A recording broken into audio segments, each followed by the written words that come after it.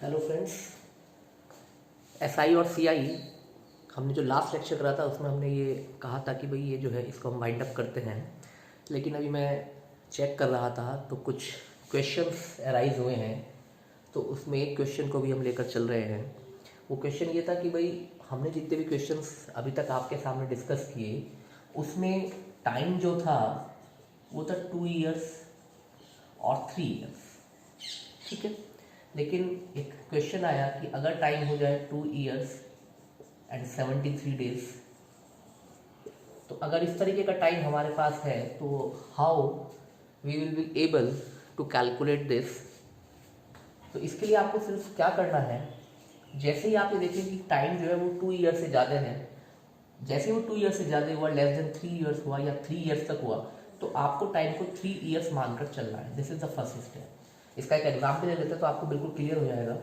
देखिएगा, क्वेश्चन एक हम डिस्कस कर रहे हैं कि टाइम इज दिस, और उसने आपको ये बताया कि सी आई जो है वो है 7640। This is given to you, this is the compound interest for this period of time, ठीक है। For this period of time compound interest is given, you have to find the principal and rate is also given, that is equals to 11 whole number 1/9%। This is the question given to us, ठीक है। और एक question यही आया था कि अगर time इस तरीके का हो 2 ईयर 73 डेज, जैसे कि हमें यहाँ पर दे रखा है, तो हम इसको फिर कैसे करेंगे। तो देखिएगा क्या करना है, मैंने भी आपको बताया कि अगर कभी भी इस तरीके का टाइम आए तो क्योंकि 2 ईयर से ज़्यादा है और 3 साल तक की ये बात है, तो हम टाइम को 3 इयर्स मानकर चलेंगे, ठीक है। उसके बाद हमारा वही प्रोसेस स्टार्ट होगा। ये है 11 होल नंबर 1/9%, तो दिस इज इक्विवेलेंट टू 1/9, ठीक है। ये हमारा किसके इक्वल हो गया, जो फ्रैक्शन है ये 1/9 के इक्वल हो गया फ्रैक्शन, इसको परसेंटेज पर डालना होगा, ठीक है। तो ये हो गया आपका 1/9।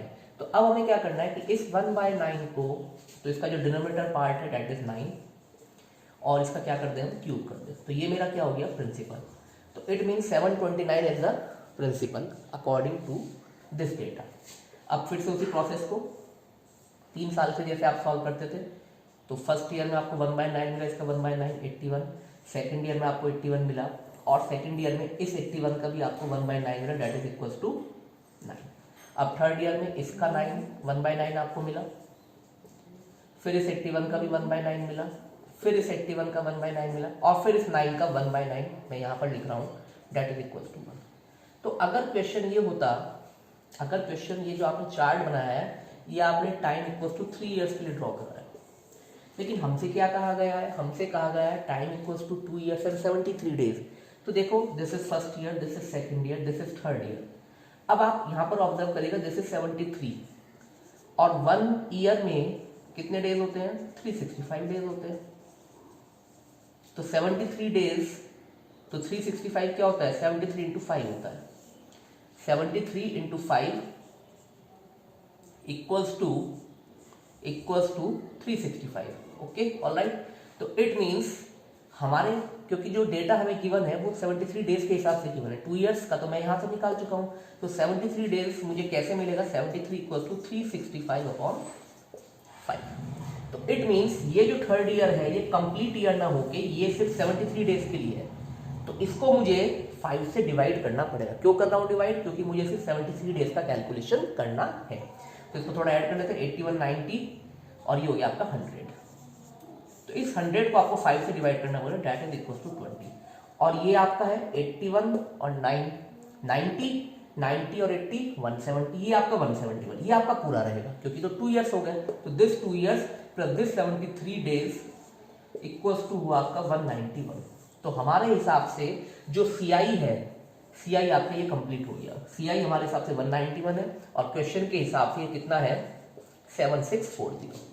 तो अगर मैं इसको 4 से करूं, 4 1 जा 4, 4 9 36, 4 1 जा 4 37, इट मीन्स एक यूनिट 40 के बराबर आई है। एक यूनिट इज इक्वल्स टू 40। तो हमसे पूछा गया है प्रिंसिपल, तो प्रिंसिपल कितना हो जाएगा, 729 multiply by 40। This will be my answer. 0 4 9 जा 36, 4 2 जा 8 एंड 3 11, और 4 7 जा 28 और 1 29। तो हमारा फाइनल आंसर कितना हो जाएगा, प्रिंसिपल इक्वल्स टू 29160। तो मेरे ख्याल से आपको बात समझ में आ रही होगी कि यहाँ पर एक्चुअली में हुआ क्या है कि टाइम जो है आपको इस तरीके से दिया गया है, तो उसी हिसाब से हम कैलकुलेट करेंगे। लेकिन पहला जो टास्क होगा वो यही होगा कि हम उसको पूरे के लिए कैलकुलेट करें और फिर जितना पार्ट हमें ज़रूरत है उसको डिवाइड करके हम उसको निकाल लें। इसका एक एग्जाम्पल और ले लेते हैं जिससे कि आपको बिल्कुल क्लियर हो जाए कि ऐसे क्वेश्चन को किस तरीके से सॉल्व करना है। देखते हैं कि एग्जाम्पल और देखिएगा। क्वेश्चन इज, लेट सपोज वो आपसे कह रहा है कि क्वेश्चन इज, इसमें आपको प्रिंसिपल गिवन है 8000 इस बार गिवन है और टाइम इस बार उसने जो दिया है वो आपको दिया है 2 years and 3 months, ठीक है, और रेट इक्वल्स टू 20% और आपको क्या बताना है, CI बताना है।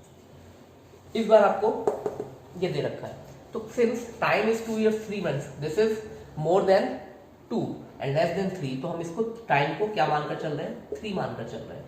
रेट कितना हो गया 1/5, तो 1/5 का मैंने क्यूब करा, सॉरी सिर्फ 5 का क्यूब करूँ, डेट इज इक्वल टू 125। अब देखिएगा यहाँ पर वैसे आपको 8000 दे रखा है तो कोई दिक्कत नहीं, आप 8000 पे भी वर्क कर सकते हैं, आप 125 पे भी वर्क कर सकते हैं, 8000 पे वर्क कर सकते हैं, 125 पे वर्क कर सकते हैं। हम इसको बाद में 8000 बना लेंगे। तो हमने इसको फिर सॉल्व करा, तो यहाँ पर क्या लिखो 25 25 25, यहाँ पर क्या लिखे 5 5 5 और 1। तो ये फायदा ये हुआ कि इसको अगर माने तो बहुत जल्दी से आपकी कैलकुलेशन हो गई। अब हमें चाहिए 2 years तो पूरे, तो दिस इज द 2 years, तो 2 years कितने हो गए 25 25 और 5 55, और ये जो है ये कितना है 30 35 और ये है 36, लेकिन हमें सिर्फ चाहिए 3 months। अब क्योंकि 1 year में 12 months होते हैं तो हमें चाहिए सिर्फ 3 months, तो 3 months का क्या हो गया 1/4 year। तो 3 months का मतलब क्या हुआ, 3 months इक्वल्स टू 1/4, क्योंकि एक ईयर में 12 मंथ्स हैं, तो मुझे इसको 4 से डिवाइड करना पड़ेगा, तो इसको 4 से डिवाइड कर देते हैं, तो दैट इज इक्वल टू 9। तो 55 प्लस 9 इक्वल टू 64 हमारे हिसाब से आ रहा है, क्या क्या आ रहा है हमारे हिसाब से, compound interest for 2 years and 3 months। लेकिन ये कब है, जब हमने प्रिंसिपल को 125 एज्यूम करा है, लेकिन प्रिंसिपल है कितना 8000, तो इस प्रिंसिपल को जो कि 8000 था हमने इसको 125 लेके सॉल्व करा, तो देख लेते हैं एक यूनिट किसके इक्वल आती है, 125 से इसको डिवाइड करते हैं, तो 125 से कितनी बार डिवाइड होगा ये 6 टाइम्स, तो 125 इंटू 6 कितना हो जाएगा 750, बचा कितना 50 500, तो 125 इंटू 4, तो इट मीन्स जो एक यूनिट है वो 64 के बराबर है 64 के। अब हमारा आंसर CI कितना है 64 यूनिट मल्टीप्लाई में 64, तो 64 into 64 will be the compound interest for this question. तो मेरे ख्याल से आपको ये बात बिल्कुल क्लियर हो गई होगी कि अगर टाइम इस तरीके से आएगा तो हमें उसको किस तरीके से डील करना है। पहले हम उसको पूरे के लिए सॉल्व करेंगे और फिर हमें जितनी की रिक्वायरमेंट होगी हम उसको डिवाइड करके निकाल लेंगे। जैसे 3 months इक्वल्स टू 1/4 ईयर, तो उसको 4 से डिवाइड दे देंगे। अगर ये 6 months होता हम इसको 2 से डिवाइड दे देते। ठीक है, आ रही मेरी बात समझ में। अब जैसे 73 डेज था, क्योंकि एक साल में 365 दिन होते हैं, तो 73 डेज का मतलब हो गया 1/5 ईयर, तो उसको हम 5 से डिवाइड दे देंगे। तो इस तरीके से हम अपने क्वेश्चन को आसानी से कर सकते हैं। ठीक है, उसके बाद एक जो डाउट और अराइज हुआ है उसको मैं यहाँ पर आपके सामने डिस्कस कर रहा हूँ। कभी कभी क्या होता है क्वेश्चन में, फॉर एग्जाम्पल एक आसान सा ले लेते हैं, जैसे r इक्वल्स टू आपको 20% दिया गया, ठीक है, लेकिन बाद में उसमें लाइन लिख दी गई कंपाउंडेड, हम इसको लिख लेते हैं हाफ ईयरली। इस तरीका कभी कभी कोई क्वेश्चन आपको मिल जाता है कि कंपाउंडेड क्या हुआ, वो हाफ ईयरली हो गया। ठीक है, और वैसे उसमें आपको दिया था टाइम 2 years लेट सपोज, लेकिन अब उसने यहाँ पे लिख दिया कि कंपाउंडेड हाफ ईयरली। ठीक है, तो इस कंपाउंडेड हाफ ईयरली का क्या मतलब है, तो हम हाफ ईयरली आपसे कहा जा रहा है, तो हाफ ईयरली का मतलब ये होता है एक ईयर में कितने हाफ ईयर होते हैं, 2 हाफ ईयर्स होते हैं। 1 year equals to 2 half years. ठीक है, तो हमारे हिसाब से ये 2 years है, उसमें कितने हाफ ईयर्स हो जाएंगे, उसमें 4 हाफ ईयर्स हो जाएंगे। ठीक है, अब जो रेट है 20%, उसको 20% कैलकुलेट ना करके, क्योंकि हमने यहाँ पर 2 से मल्टीप्लाई करिए तो हमें यहाँ पर 2 से डिवाइड करना पड़ेगा, ये हो गया 10%। तो रेट को 10% एज्यूम करके और टाइम को 4 हाफ ईयर्स एज्यूम करके हम क्वेश्चन को सॉल्व करेंगे। तो 10% का मतलब हो गया 1/10। तो आपको कैसे सॉल्व करना है, 10 to the power 4, this is the principal. 10 to the power 4 is the principal. ये आपको प्रिंसिपल एज्यूम करना पड़ेगा, ठीक है। तो आपको ये हमेशा ध्यान रखना है कि जब कभी भी इस तरीके के कोई क्वेश्चन आपके सामने आए कि वहां पर वो कहे कि कंपाउंड एंड हाफ ईयरली, तो ठीक है ना, तो उसको आपको उसको इस तरीके से सॉल्व करना होगा। अब दूसरा इसमें एक और जो हो जाएगा, अब दिक्कत आप महसूस करेंगे कि ये तो 4 साल वाला चार्ट बनाना पड़ जाएगा, क्योंकि हमने 4 हाफ ईयर्स लिख दिए, तो टाइम को हमने 4 में ब्रेक कर दिया है। तो अब आपको चार्ट इस तरीके से बनाना पड़ेगा 4 बार। तो 4 ईयर्स का जो चार्ट होता है वो थोड़ा टिपिकल होता है, तो इसके लिए जो हमने पिछले लेक्चर्स में डिस्कस करा था हम उसको डिस्कस कर सकते हैं। कैसे?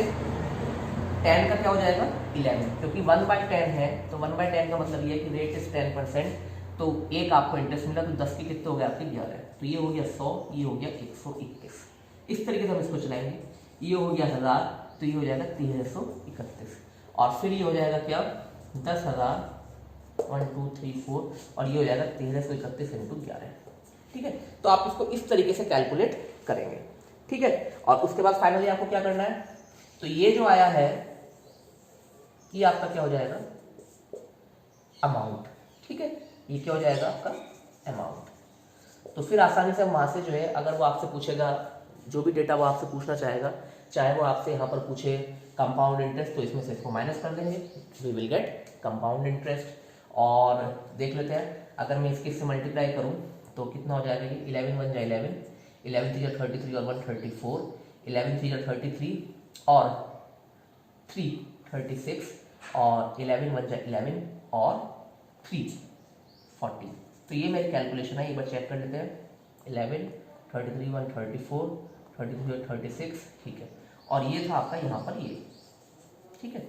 इसको मैं ऐसे लिख कर छोड़ देता हूँ। तो हमारा जो प्रिंसिपल हुआ वो तो हुआ इतना, देखो जैसे मैंने यहाँ पर क्या लिखा था, प्रिंसिपल इक्वल्स टू दिस, तो यही प्रिंसिपल हो गया।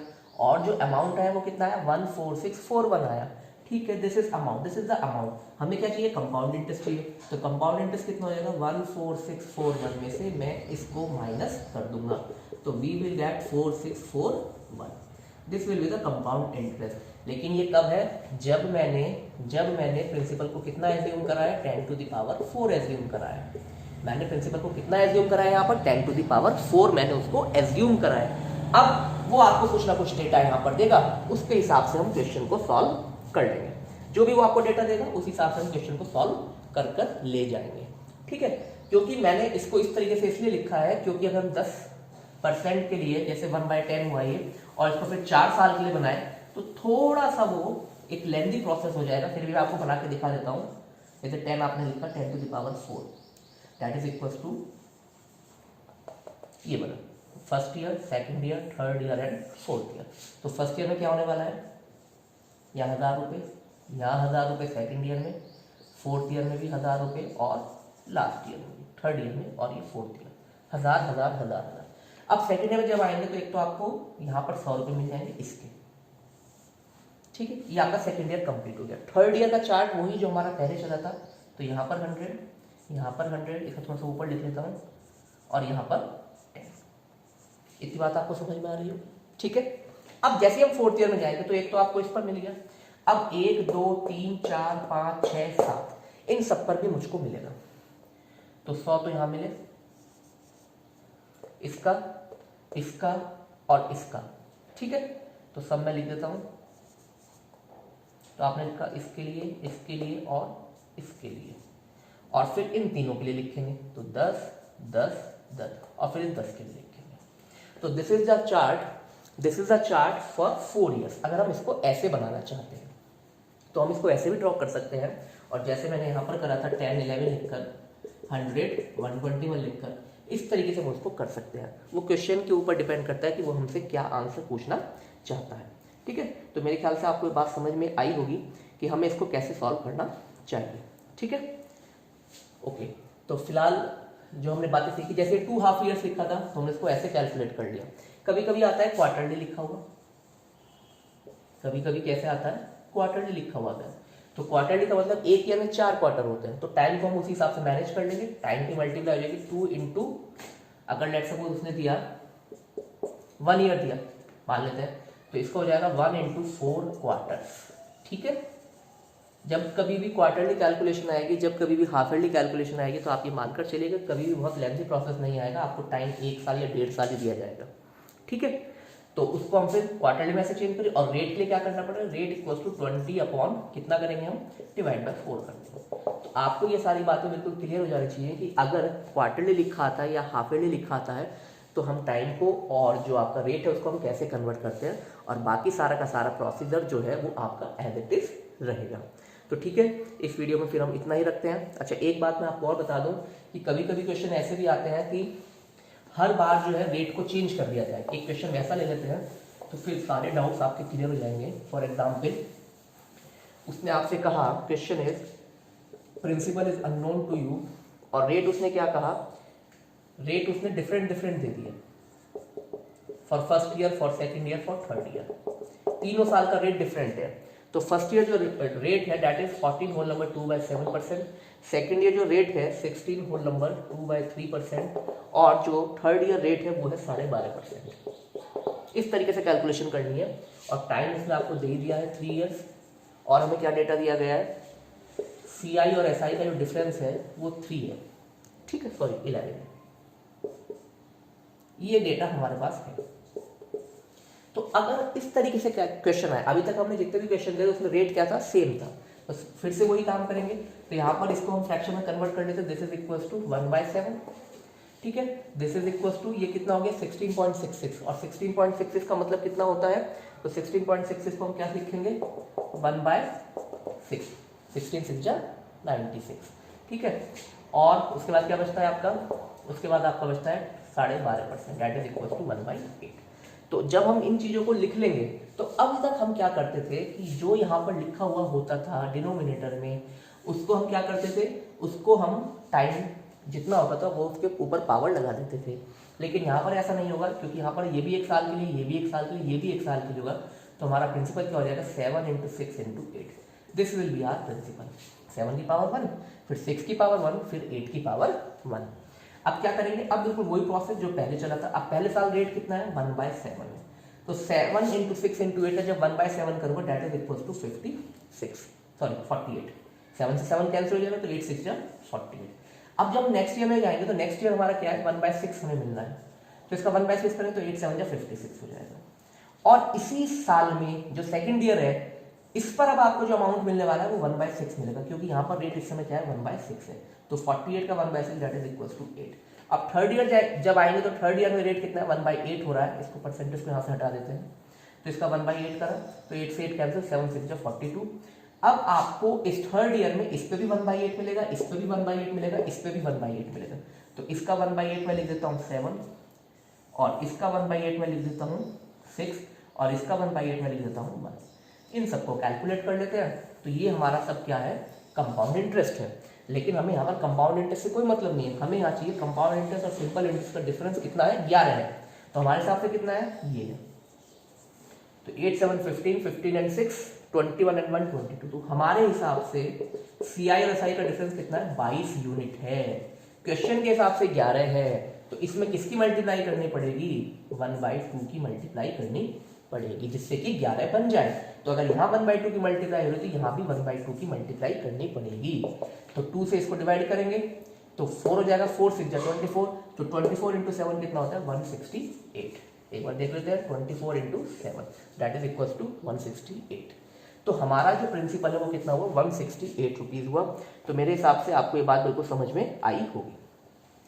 दूसरा, ऐसा कभी नहीं करना है कि जब इस तरीके के क्वेश्चन आए तो आप पहले इसको मल्टीप्लाई करके यहाँ बिठा दो, उससे क्या फायदा होने वाला है।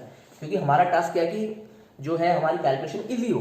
तो जब मैं इसको इसी तरीके से लिखूंगा तो 1/7 आसानी से कैंसिल आउट होगा, जब 8 से जब 48 लिखे। अगर आपने इसकी मल्टीप्लाई कर दी तो फिर उससे उसको डिवाइड करेंगे आप, ठीक है ना, तो वो सही नहीं रहेगा। तो हमारा प्रिंसिपल कितना हो गया इस क्वेश्चन में 168। ठीक है।